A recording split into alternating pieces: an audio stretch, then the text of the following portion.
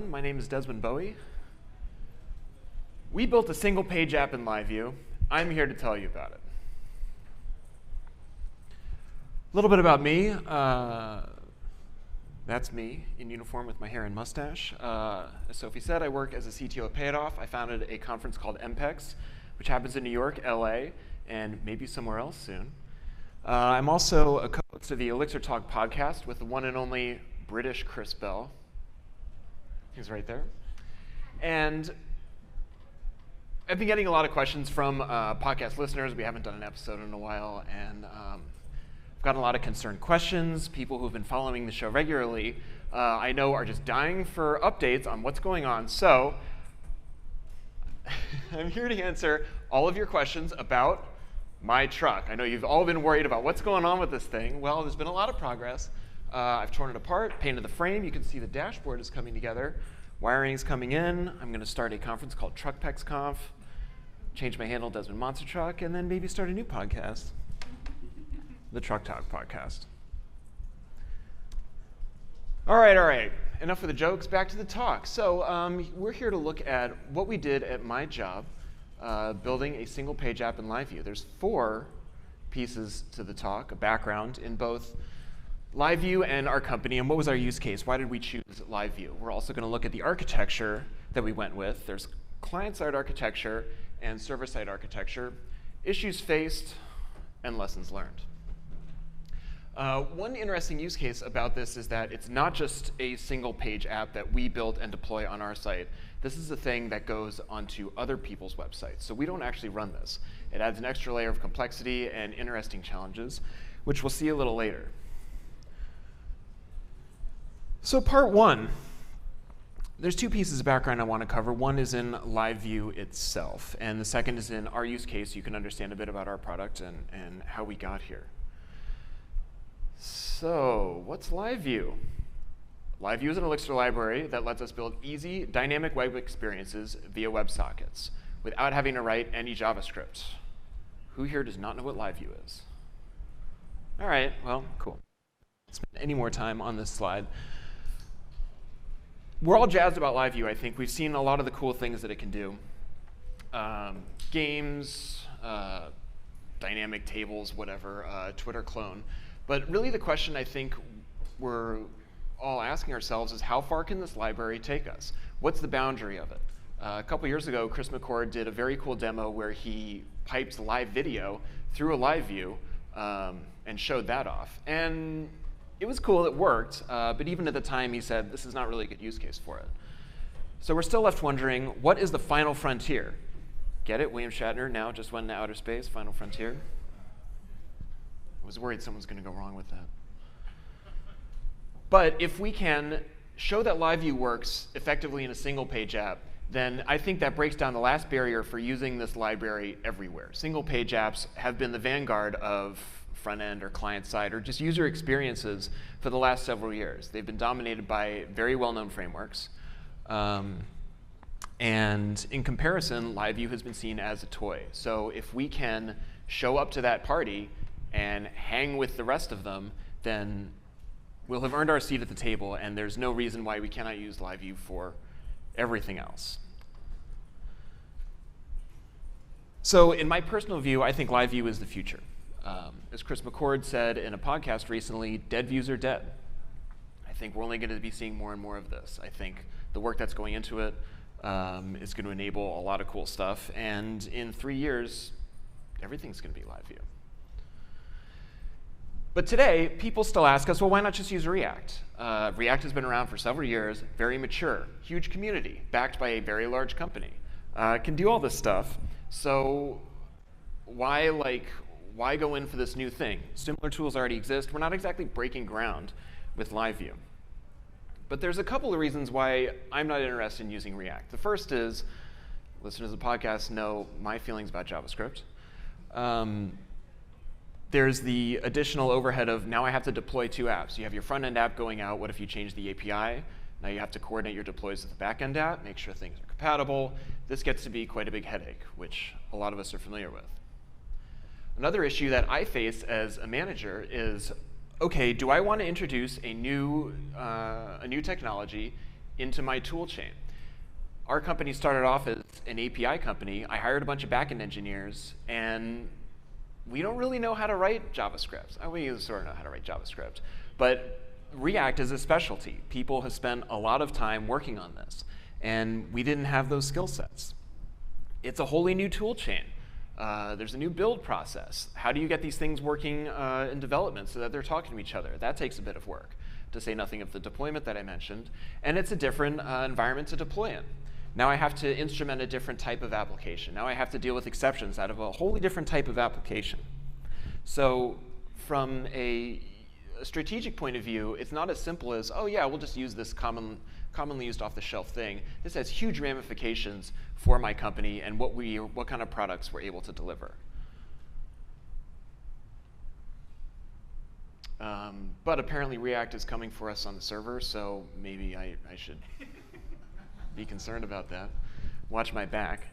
But I also want to talk a bit about our use case. So what brought us to using this? I mean, of course, we're all Elixir enthusiasts at our company, ground up Elixir app. I've been using Elixir for 6 years. Other people have been using it for longer, I think, at the company. So we were kind of biased in this direction. But where did we come from? So my company, Pay It Off, where I'm the CTO, we build student loan solutions. And our customers are fintechs and financial institutions. We don't work with borrowers directly.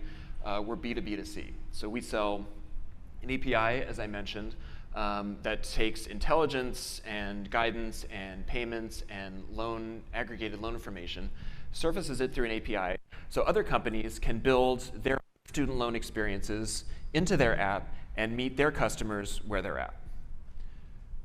So what we saw was that this API was sort of challenging to work with. I mean, it's an API, but you have to know a lot about student loans in order to build an effective experience. So there was a lot of pressure to make integration easier. And what we ended up landing on was this idea of a drop-in widget.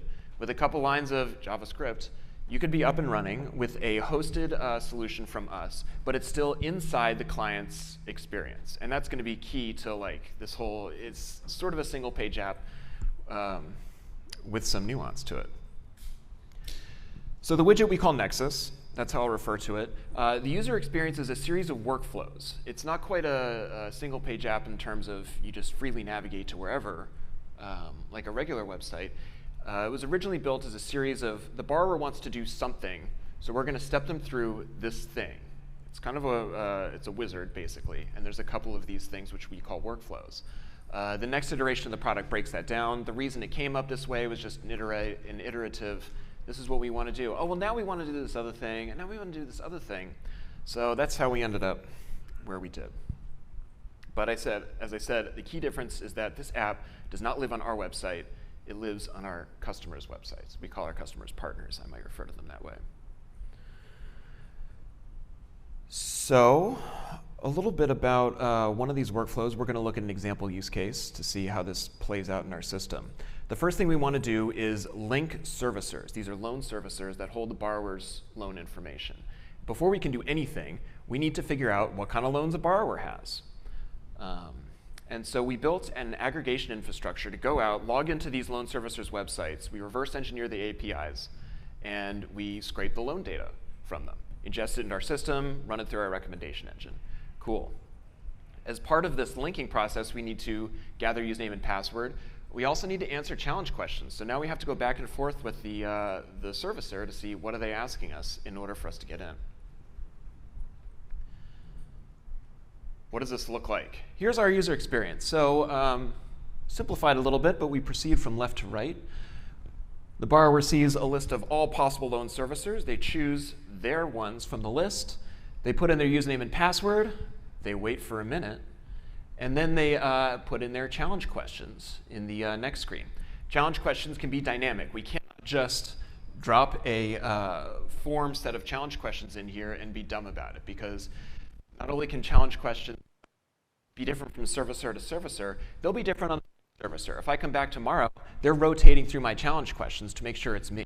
So now we have our scraping infrastructure that has to communicate with our widget. So you can see where this is going with message sending and OTP.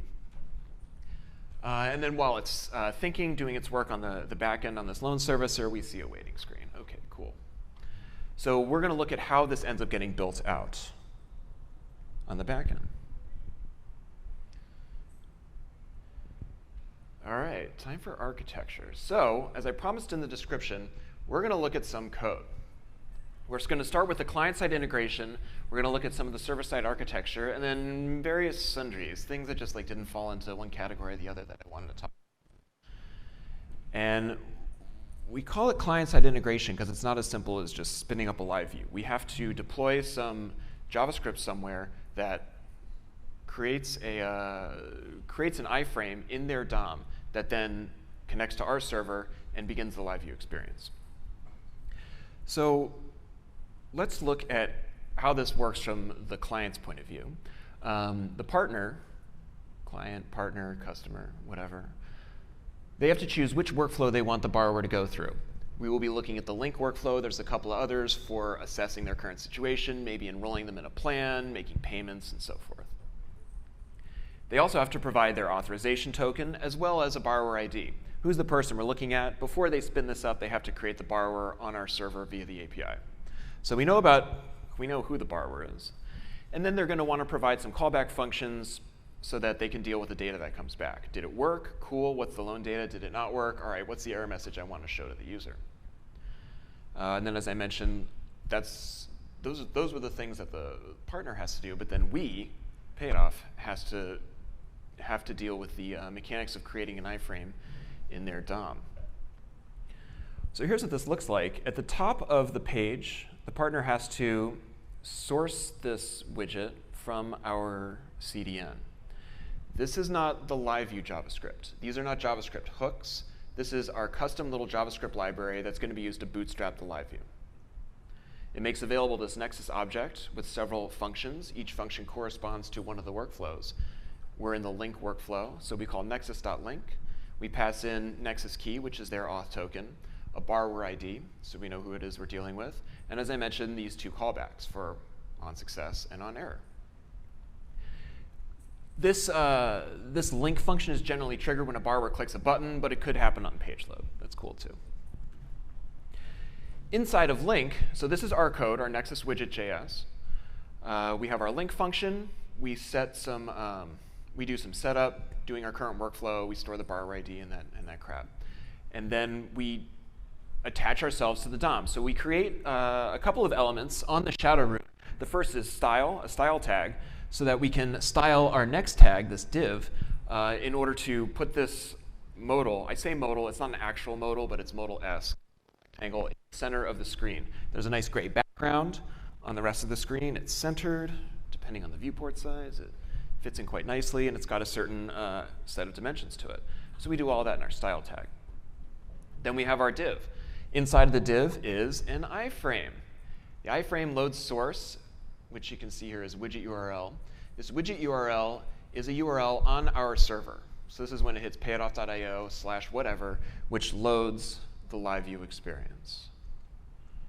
Widget URL also encodes the auth token and the borrower ID and the domain that this thing is being running on into the params so that we can extract that and figure out what's going on. And we want to know what domain this is running on because all this stuff is in the page. So if someone were to just view source, they could pull out our JS bootstrapper. They could look at the tokens, and I mean, the tokens expire. But someone could try to run this on their own. So we whitelist the domains that this is allowed to run on. Again, not your typical single-page app. So this iframe is now connecting to Payoff server, and it's received by our router. We have a pipeline for our widget called Nexus, where we run a CSP plug, which I'll talk about in a second. And it's received in this scope, Nexus, inside of a live session with this live route /encoded/workflow. So what it ends up looking like is /Nexus, base64 encoded data, /link. Link is our workflow that we're talking about. Back to this plug, we have to set CSP headers because we're running third-party JavaScript on somebody else's page, and browsers do not like when you do this. So this was a big pain in the butt to have to work around, which you wouldn't have to do if you were running a normal single-page app on your site, but we did in our use case. So the solution ended up being not that difficult once you figured out what it was. We set a content security policy on the response headers, and then that's fine. Thus concludes our client-side integration piece of this. And now we will look at how is the server-side architecture set up. So we left, no, I won't start with that. Let's look at how this is set up. It's generally architected as a single live view that re-renders templates. So we saw the different screens before. Each of those screens is a different template. The overall box is a single live view. This confers some advantages and some disadvantages. Advantages include we have one receiver for all events. Clicking the submit button on each of these forms sends events to just this one live view, so we all know what's going to receive it. It also receives all the events from that scraping infrastructure for, hey, I have a challenge question. Hey, I had an error getting data. Hey, I successfully got it. Stop showing the waiting screen. It's also one place to handle authentication. The LiveView talk yesterday talked about what happens if I forget to add my auth code into all my different live views. Then I'm out of luck, and yes, you can be. We don't have that issue because there's just one place where this goes. And this one live view, it has help. It's got a couple other files, one for coordinating the routing, which we will look at, and then some workflow-specific helper files for validations and building these response objects as well. Here's a loose diagram of it. Remember from our router, we get transported into this widget live view. This is the thing that's going to do all the work. It's not a small file. It handles state management. It's got the mount function. It sets up everything. It has to handle state for all the different workflows. So the state object is a little hairy. I thought about putting it on a slide here, and then I decided, let's keep it PG-13. It's also responsible for rendering. It's got the render function. And as I mentioned, it handles all the events that come in. It coordinates with this steps module, which is sort of the router. It's essentially a state machine. It looks at what's the screen that I'm currently on, what happens if I want to advance. More challengingly, what happens if I want to go back? There are some screens that we skip over. If I have been over a waiting screen and I hit back, I don't want to see that waiting screen again. So there's a lot of exceptions there. And then there are workflow files. You'll notice this doesn't say workflow.ex. The actual file would be, say, link.ex. Link is our workflow. And those are helpers, form validations, and as I said, they generate responses for callbacks. The question came up yesterday about how do we maintain state? What happens if someone comes back into this? How do we pick up where we left off? Our widget doesn't have URLs. And one, it doesn't have URLs. Two, it doesn't have URLs that are exposed to the user. Again, this is inside somebody else's experience. And so the approach that we took is upon each page transition, we save the data and then update it in our thing. What is also nice about this is if a borrower gets halfway through, they X out of it, and they may not just X out of it, they may close the window and come back later. So we can't rely on fun jiggery pokery to like serialize a change set, or I suppose we could store it in like a change session in Redis or something. But it was just easier to put all this stuff in the database and then load it again when we came back, so then we can advance along back to where we left off. So what does this widget live file look like? It looks like a lot. We're going to just look at a couple of chunks of it. Starting with initialization. So I left off the giant state object, but we do do a number of things with this to get the thing up and running. We have to decode the params. OK, which borrower are we talking about? What's our auth token? What's the workflow that was requested? We set the partner. We set the borrower. Is the domain OK? Is it on our whitelist? Preconditions. Is this person allowed to go through this workflow? What servicers have they already been through? Are we doing a demo? And then workflow set is it calls into one of those workflow files for additional workflow-specific setup. How about routing? Let's see what this looks like. So on the left, we have a snippet from our steps.ex file. This is also pretty large because this handles all possible screens across all possible workflows. So basic state machine, we can see this. We're pattern matching on the state that comes in. Again, there's just one state for the whole session. We look at the workflow and we say, OK, if we're in the link workflow, And we are on the step called login, and someone hits back, take us to the list servicers page. If we're on the challenge screen, also take us back to the list servicers page. Don't take us there, but set this as where we are supposed to go.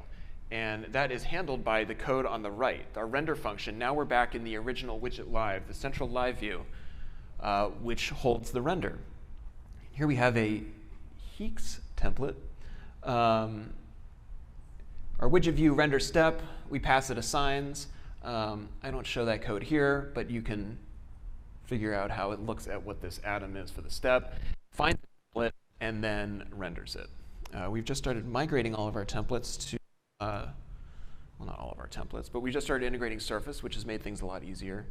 And trying to use more live components. Actually, not really, but I'll talk about that a bit more later. And then the other main piece that this widget live handles is events.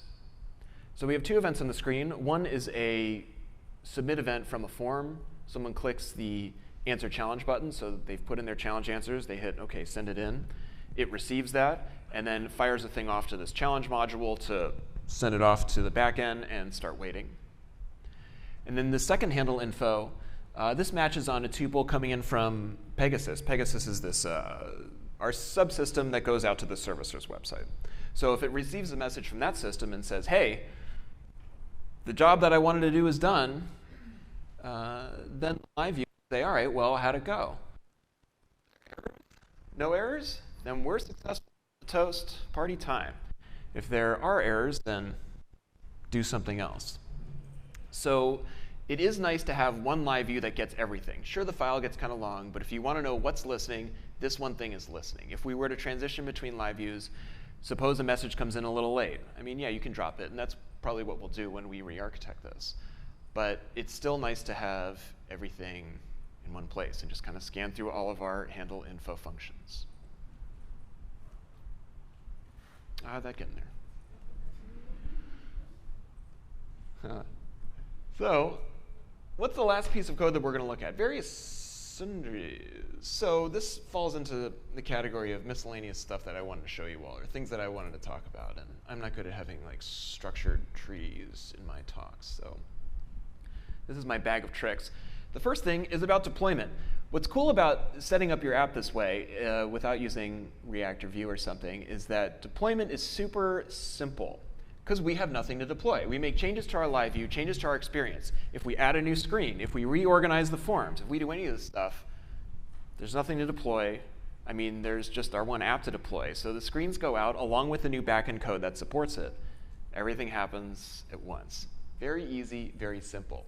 We will deploy that JS wrapper separately to our CDN. That has its own life cycle. But we only need to update that if we're adding a new public function, a new workflow, if we're changing the way we do authentication or something, but changing it in a destructive way. That happens pretty rarely.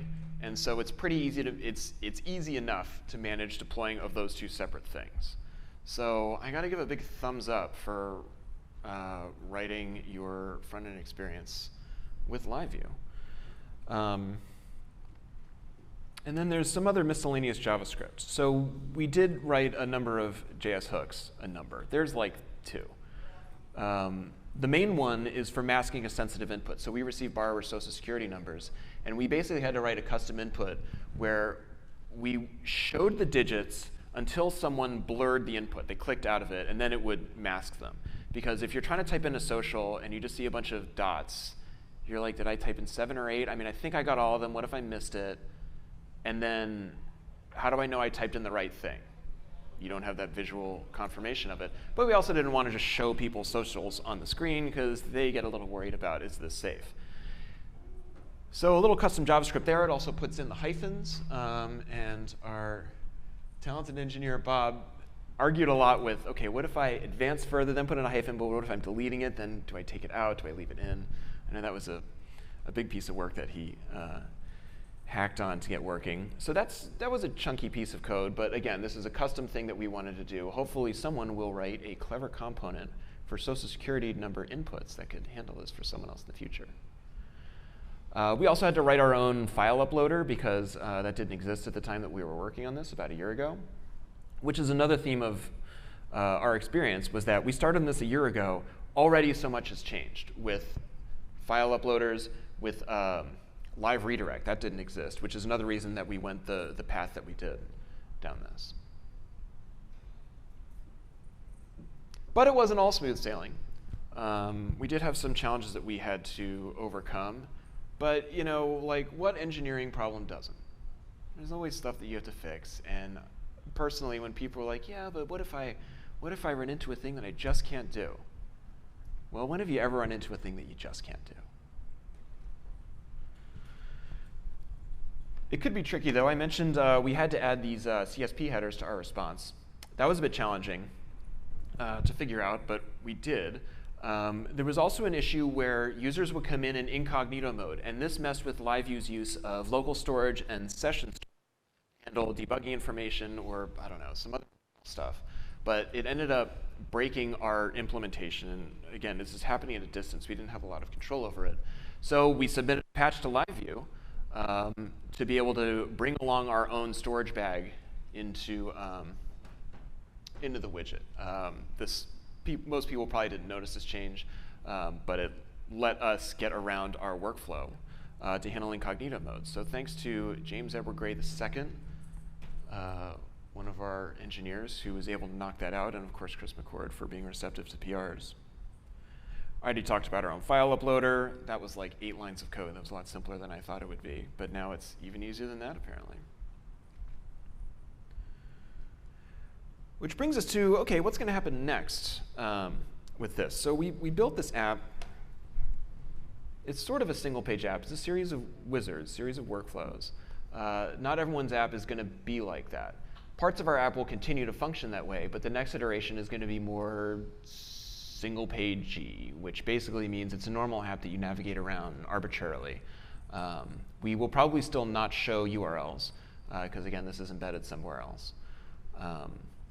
But the future iterations of this thing are going to be more, what do you want to do, and here's what we think you should do, as opposed to hop on the slide at the beginning and hop off the slide at the end. At the top of the list is using separate live views. I've been extolling the benefits of having a single live view to handle everything. It ends up being pretty unwieldy to work with. And the workarounds now are workarounds. The strategies now for dealing with passing state around among different live views, that's improved quite a bit. Navigating from one live view to another with live redirect. That didn't exist a year ago when we were working on this. And so we could also combine, we could get rid of a lot of that steps module. I mean, again, we're still going to have the concept of workflows, but I think that's going to reduce quite a bit and could just be a link from one screen to another.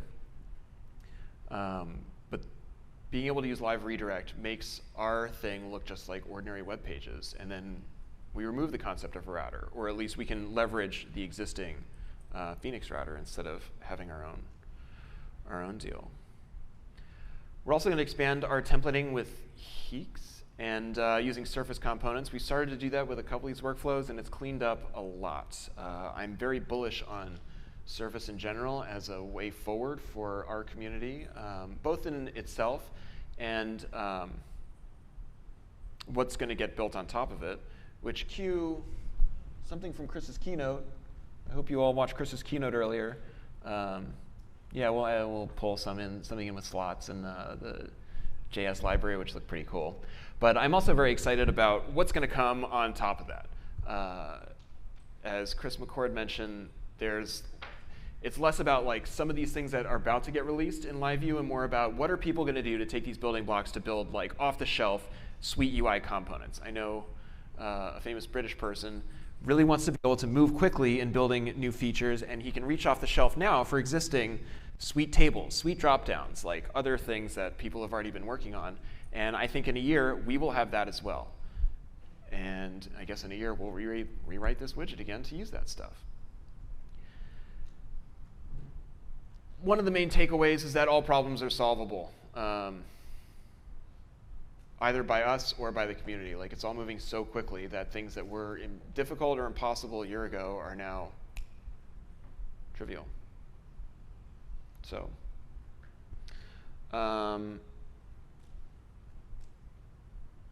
which brings us to the end. I guess what I want to say about the experience of writing a single-page app in LiveView is it's just like writing a normal app, except it's dynamic. It's pretty easy to do, and I don't think there's any reason to reach for a non-Elixir solution for this these days.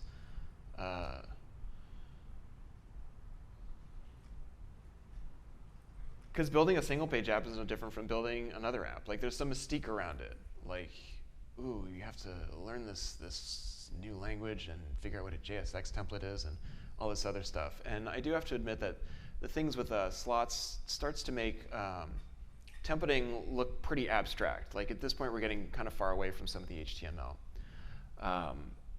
But I think once we get used to it and you internalize it, it starts to feel pretty natural. So now this rarefied world of a single-page app that has these smooth experiences that is like on the cutting edge of user stuff is now available to all of us. And so in a way, like, all of our apps should be single-page apps. And even the notion of like a single page, I don't even know what that means anymore. Like, you have your one screen, like your browser viewport, but you're still moving between pages. Like, you want to look at different stuff. You want to see things updating. I don't think a single page is the right way to capture what's going on. I don't have a cool new name for it yet, but people that know me know I love cool names, so I'm going to think of something. But really, there's no reason not to use LiveView for everything. I mean, start with your dynamic table, start with your like auto-updating Twitter feed, but you could also have the whole page be a LiveView that then transitions to the next page, which is a LiveView. As Chris said earlier, like, dead views are dead. There's no reason to use a dead view, and there's no reason not to use a LiveView. So I'm very excited about everyone's ability to build single-page apps in LiveViews. With LiveView, we did it. It worked great. The experience is really nice. It performs beyond just doing it on our side. Like, we were able to make this work at a distance in someone else's app. So if we can do that, you can do it too. And if we all do it, then we can essentially take over the world. So I'm looking forward to that future. Thanks a lot.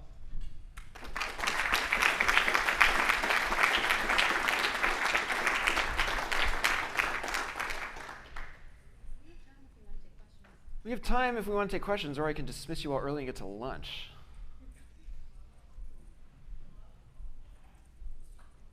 Well, I know how it is to wait for lunch. So if anyone does have questions, I'll be around. And it will probably be at an after party later that we are hosting. So come up and ask me about that as well. Thanks a lot.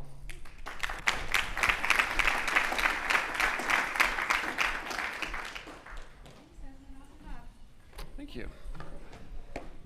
I didn't mention we're hiring. We're hiring. You want to work on LiveView?